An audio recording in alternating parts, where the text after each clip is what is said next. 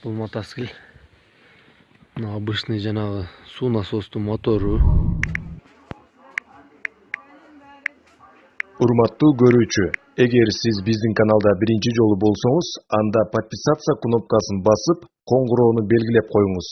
Ошондо сиз биздин каналдан видеолорду биринчилерден болуп көрө аласыз. Ал эми видео жаккан болсо, класс басып, ой пикирлерди комментарийге калтырыңыздар. Терең ыраазычылык билдиребиз.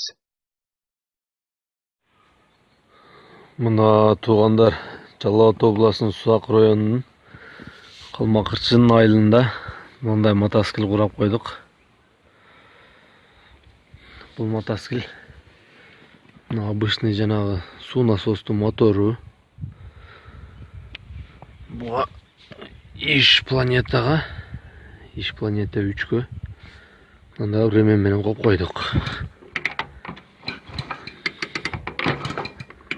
Мынакей.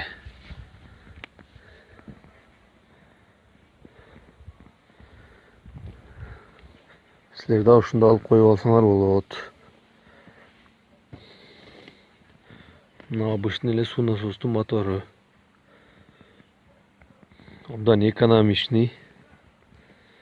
Жүзүнө почти 1,5 литр, 2 литрге жетпеген бензин жейт.